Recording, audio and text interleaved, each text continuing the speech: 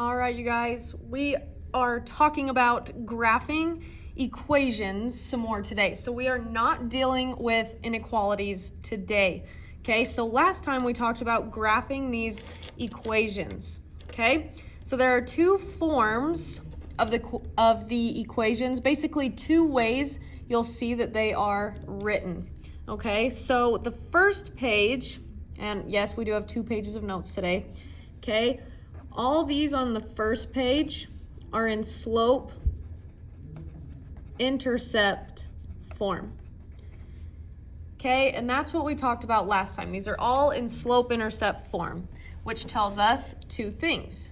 Okay, so in slope intercept form, it tells us the slope and the y-intercept.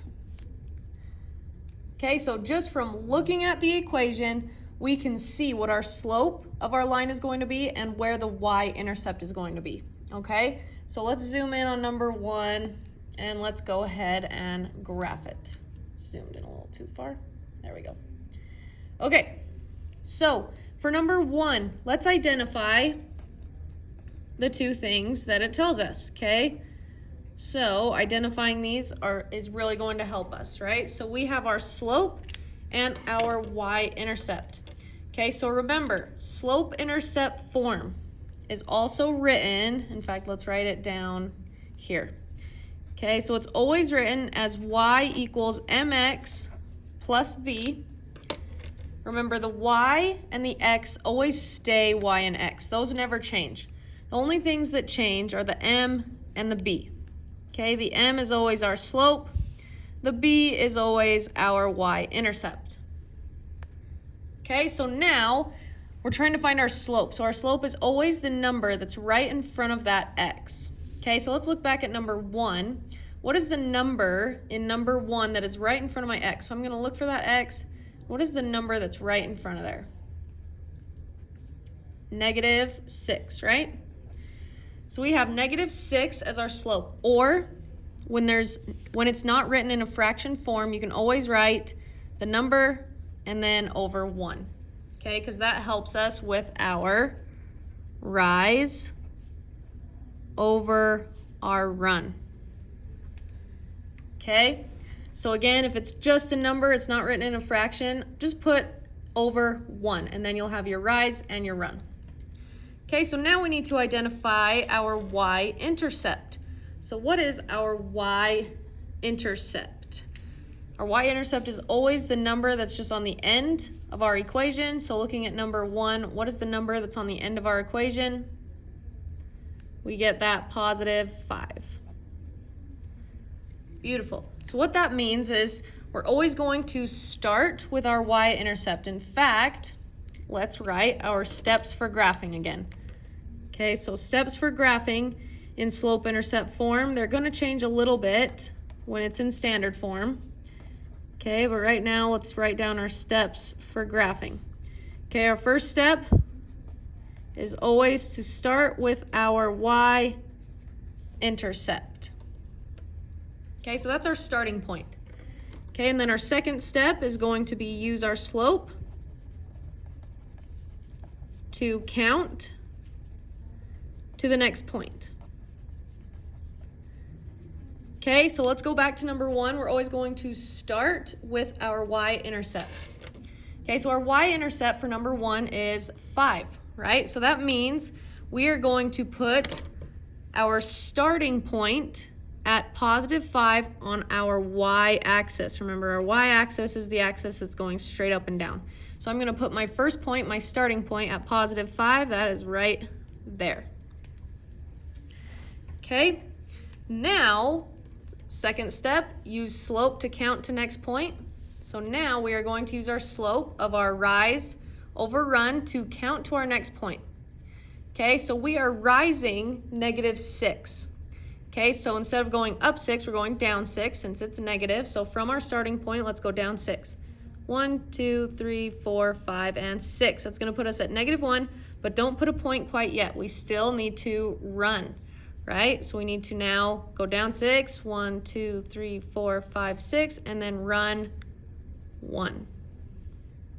Okay, connect those 2 points with a straight line, put arrows at the end because that line goes on forever, and there you go. Your equation is graphed. Okay, remember, negative slopes go down and to the right. Okay, so let's write that little note right here. So when your slope is negative, which ours was, it was -6. Negative slope means the line goes down to the right. Okay, meaning if we're reading from left to right, our slope is going down, our line is going down. Beautiful. Okay, let's look at number 2. So we're going to start this the exact same way. We need to identify 2 things again, our slope and our y-intercept. Okay, so what is our slope? Remember, find the x, and then what is the number that's right in front of that x? What is the number that's right in front of this x? It's going to be -1. Okay, or we can rewrite it as a fraction, so we have rise over run, or -1 over 1. Okay, but now, what is our y-intercept? Remember, our y-intercept is always that number that's on the very end, plus or minus something. What is plus or minusing on the end here? Okay, whenever you don't see a number on the end, this is a super important rule. What that really is plus 0. So our y-intercept is 0. Okay, so you might think, well, I thought 1 was the invisible creepy number. That's only when it's multiplying or dividing, right? So dividing right there, multiplying right there. When it's addition or subtracting, 0 is the creepy number. So our y-intercept is 0, which means our starting point, right? We always start with our y-intercept. We're going to put that right in the middle of our graph because that right there is 0 on our y-axis, right? Between 1 and -1 is 0. So you're going to put your starting point right in the middle. Okay, so now we can use our slope to count to our next point. So our rise is -1, so we're going to go down 1, and then our run is 1 and over 1. Okay, we can keep going if we want to, down 1, over 1. We could also go backwards from our starting point, so up 1 and back 1, because it's still a straight line. Okay, so connect those points with a straight line, put arrows at the end, because this line goes on forever, and that equation is graphed. Beautiful. Okay, let's look at number 3. Okay, so again, this one's a little differently. We're missing a piece, but we're going to identify which piece we're missing, right? We always want to identify what is our slope and what is our y-intercept.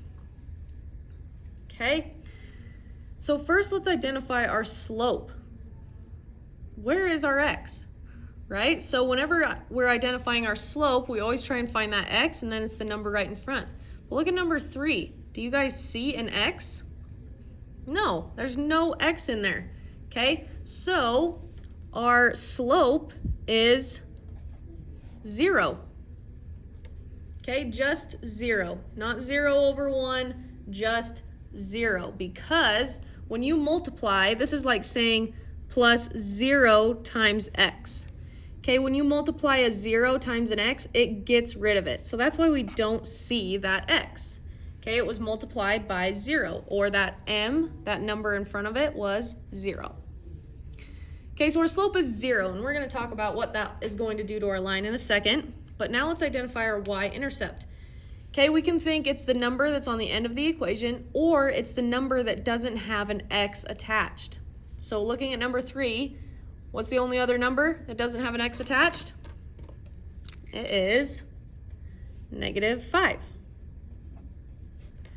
Okay, so we're going to start it the exact same way. Start with your y-intercept. So we need to put our first point at -5 on our y-axis. That's all the way down here. Okay, that's going to be my y-intercept. Okay, so now here's how we need to think of this. If your y's are always 5, no matter what you plugged in for an x, you would always get that your y equals 5. Okay, think of it like this. So this line is going to go like this. Okay, if I were going to plug in a 1 for next, 0 times 1 is 0 again. That would still give me -5. If I were to plug in a 2, it would still give me a -5. You could plug in any number here for x, meaning substitute it, 0 times whatever. It would still give you 0, which means your y is still -5. Okay, so our line, when it says y equals and all we have is a y-intercept, it is horizontal. Okay, it is just straight. A way I like to think about this is slope, right? Think snowboarding, if any of you guys snowboard. How fast are you going to go?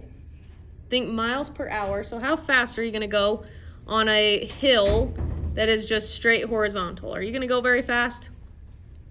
No, so your slope is going to be 0 or 0 miles per hour. So if your slope is ever 0, think straight horizontal line at your y-intercept. Okay, so that was the other weird one. So now let's look at number 4. This one's a little nicer. Okay, so we're going to do the exact same thing. Let's identify our slope and our y-intercept. So let's find our slope. What is the number that is right in front of our x? So there's our x. What is the number that's right in front of there? We know it's 1. Okay, so our slope is 1 or 1 over 1. Okay, and then what is our y-intercept? What is the number that doesn't have an x attached? Again, it is -5. So our starting point, our y-intercept, always, we're going to put our first point at -5 on our y-axis, right there. Okay, so now we're going to use our slope to count, rise over run. So we're going to go from our starting point, we're going to go up 1, over 1, up 1, and over 1. Okay, connect those points with a straight line, put arrows at the end, and that is graphed.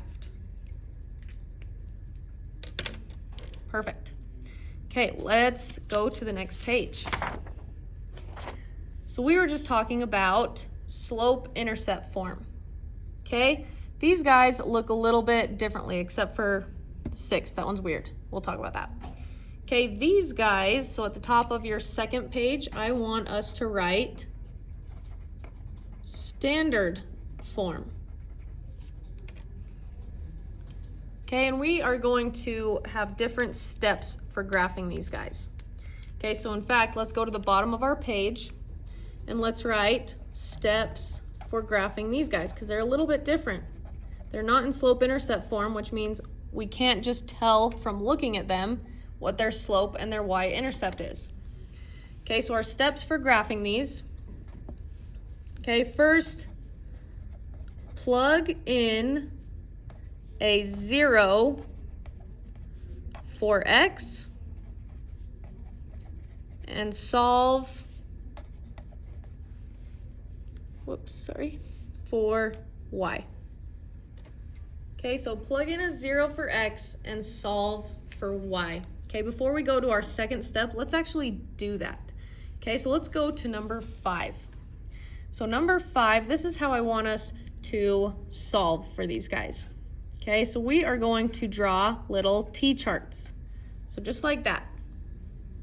Whoa, you guys are looking at 7. Sorry, number 5. Okay, so you're gonna draw a little t-chart, just like that. Okay, T, put one column as your X, the other column is your Y. Okay, so what we're doing is I want you to put a little 0 under that X. Okay, so our first step is plug in a 0 for X and solve for Y. Okay, so that's what that means when we are plugging in a 0 for X. Okay, so if I were to come down here, just to show our work. So looking at our original equation, it was X plus 4y equals 20. Okay, but now instead of X, it's going to be a 0 plus 4y equals 20. Beautiful. So we plugged in our 0, now we just need to solve for y. Okay, so since it's a plus 0, we don't even need to worry about that. Okay, so now we can go ahead and solve for y just like we were solving for our variables, right? So draw a line down your equal sign. And in order to get y by itself, we need to get rid of this times by 4. What is the opposite of times by 4? Divide by 4. Okay, so that got rid of it. We got to do the same thing to both sides. All we have left is our y. Y equals 20 divided by 4. What is that going to give us? 5. Okay, so when we plugged in a 0 for our x, we got a 5 for our y. Okay, and what this is, this actually turns into a coordinate point, x comma y, right? So we're going to graph this on our graph. This will be our first point. So 0 is right there for our x because you always go to your x value first. Okay, so 0 is our x. So then we just go to y, 5, and there is our first point. Okay, but we need a second point to connect the line. So let's go down here and write our second step for graphing. Okay, so now it's going to be the same exact step, except this time we're plugging in a 0 for y and solving for x. Okay, so let's go back up to our little t-chart. Okay, so we plugged in a 0 for our x and solved for y. Now we're going to do the opposite. We're going to plug in a y, or a 0 for our y, and solve for x. Okay, so this guy will do our work down here. Okay, so this time we have our x, which we need to find, and it used to be 4 times y up here, right? So then plus 4 times y, but now it's 4 times 0 equals 20. Okay, well, what is 4 times 0? That's 0, right? So we can just cancel that right out. Okay, so now, look how nice this is. All we're left with is x equals 20. Okay, so when we plugged in a 0 for our y, we got 20 for our x. Okay, beautiful. And just looking at this, sorry, you guys couldn't see that for a minute, but just looking at this, do we see 20 on our x-axis? Nope. Okay, so I'm actually going to not graph that. Okay, do not graph, because it's not on our x, or it's not on our x-axis. Okay, and in fact, I'm gonna skip number 6 as well. Okay, so let's skip that one. You don't need to write skip, you're fine. Okay, let's look at 7. So let's do same exact thing. So draw your t-chart. X, y. Okay, we're gonna plug in zeros and then find what we get. Okay, so first let's do x. Let's plug in at 0 for our x. So 5. Oh, this one's gonna be weird too. I don't like this one either. Okay, you know what? We're gonna skip 7 as well. Skip. Nice, you guys are getting out of a whole bunch of examples. Okay, let's try number 8. Let's go to number 8, see if it works on this one. I apologize, I did not look these over very well. Okay, so let's do x and y. Draw your little t-chart. Okay, so we're going to plug in an x, or a 0 for our x first. So we get 2, it was an x, now it's going to be a 0. Minus y equals -2. This one should work. Okay, so now let's go ahead and solve. So what is 2 times 0? Just gonna give us 0, right? So we don't even need to write it. Okay, so now we need to get y all by itself. But the only thing that's attached to this y is this negative sign. This is also saying -1 times y. Okay, and how do we get rid of, or what is the opposite of times by -1? We divide by -1. Okay, gotta do the same thing to both sides. Okay, so we get y is all by itself. What is -2 divided by a -1? Remember, a negative divided by a negative is gonna give us a positive. 2 divided by 1, or 2 over 1, is just 2. Okay, so that one worked. Okay, so when we plugged in a 0 for our x, we got a +2 for our y. That turns into a coordinate point. Let's go ahead and graph it. So 0 is for our x, and then we're up 2 for our y. That first point is going to be right there. Okay, so now let's do the same thing, but plugging in a 0 for our y. Okay, so we get 2x, which we're trying to solve for x, minus, it used to be y, now it is 0, equals -2. Okay, but since that is 0, we don't even really need to worry about it, right? So we just get 2x equals -2.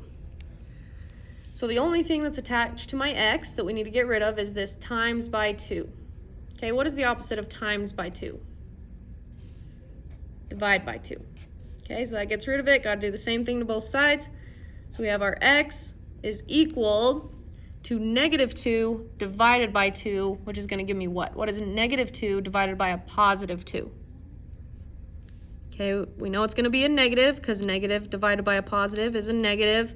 2 over 2 is 1. Okay, so when we plugged in a 0 for our y, we got -1 for our x. Okay, so we're taking numbers that we choose actually, and we're plugging them in, and we're just solving for that other variable. Okay, so now we can go ahead and graph this on our graph. So find -1 on your x-axis, because x always comes first. -1's right there, and then y is 0, so we don't go up or down any, and there we go. Yay, we were able to graph one in standard form. Okay, so those are your notes. The standard form, I know that was weird, so call me over, send me an email if you are online to help you with those guys. Otherwise, don't worry about it on your assignment. Okay, bye.